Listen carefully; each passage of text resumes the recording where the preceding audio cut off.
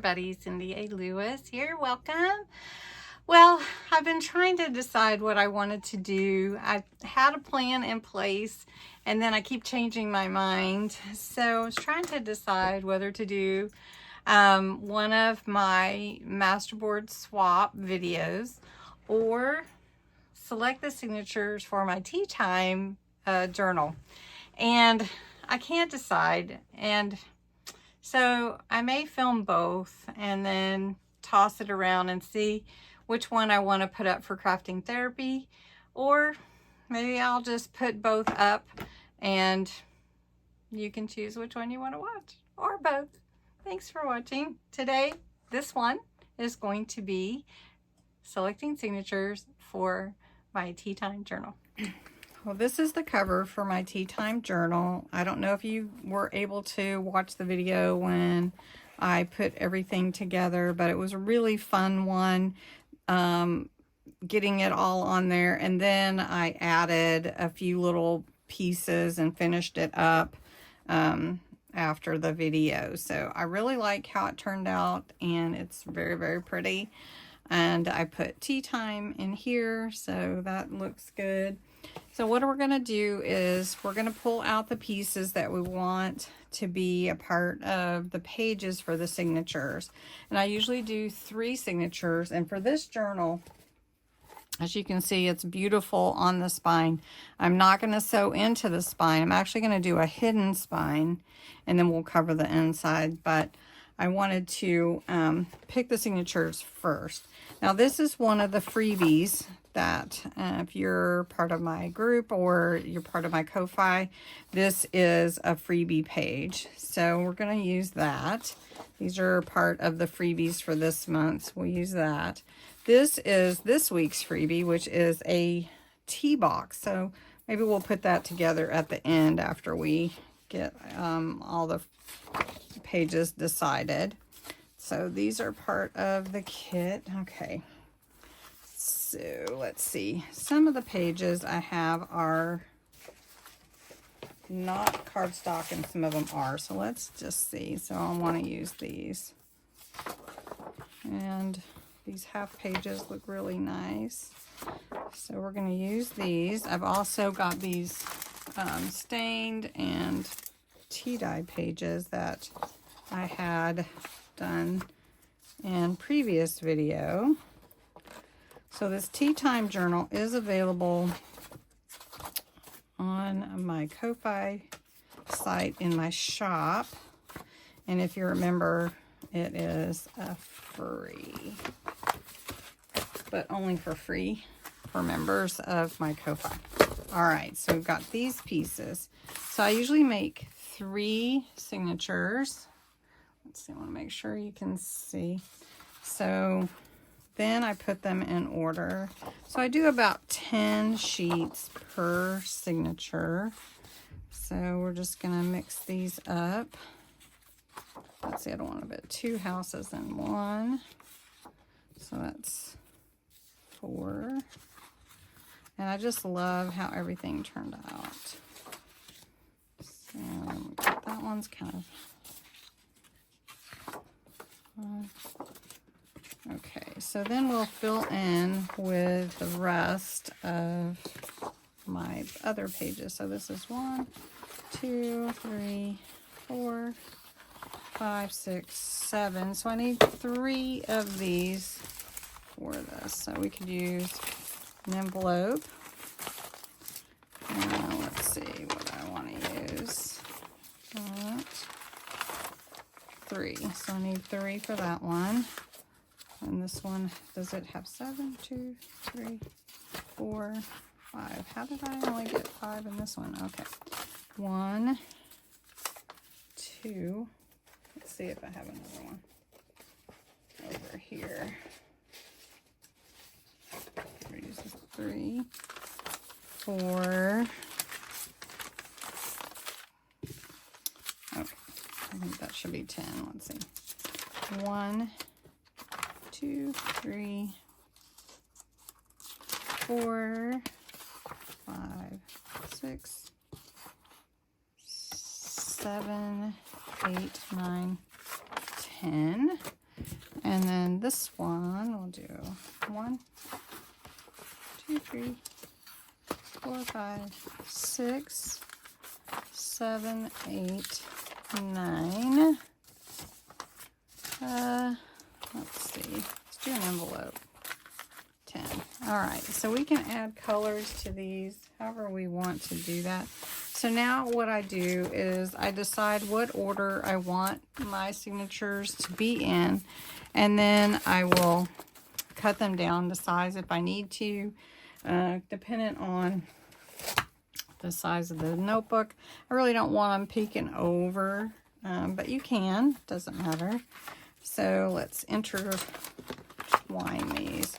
So depending on what you want in the middle is where I go from the middle, and then what I want on the outside of the end. So these can turn, and then I can take some of my other pages and accent the white pages and add color and that kind of thing. So you just decide, what do I want in the middle?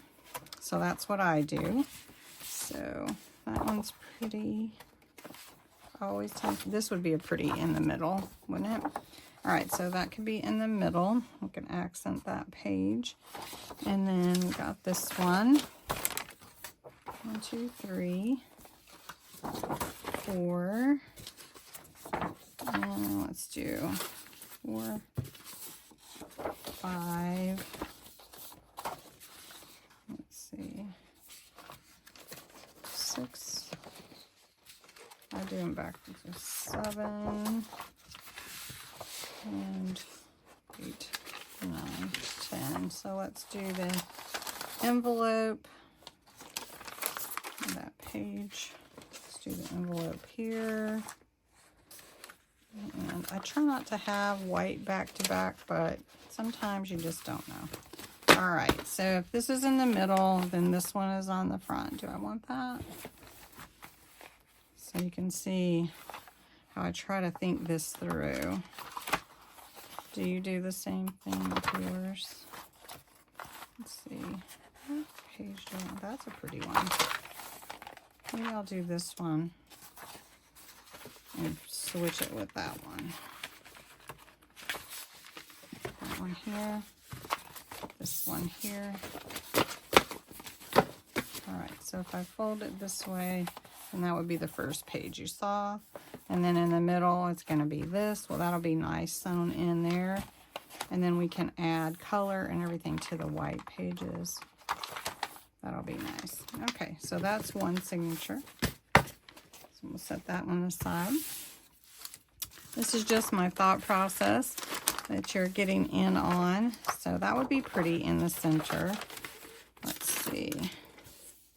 I really like this too. And that could be the front. Let's see. Let's go. Or it could be this one in the center. Could do that one in the center. Do this here. Do that there. And that one there. So let's see. So if we did this in the center. Right. And then this one on the front. Oh, that goes together. So there you go. Okay, so that's another signature. And then this one, these are extras. I like this. There's always time for tea. So we can put that one there. We'll put one of these pages. Let's see the sparkle. I like that. Okay, that's pretty too. That would be pretty in the center, and so would this. Let's see.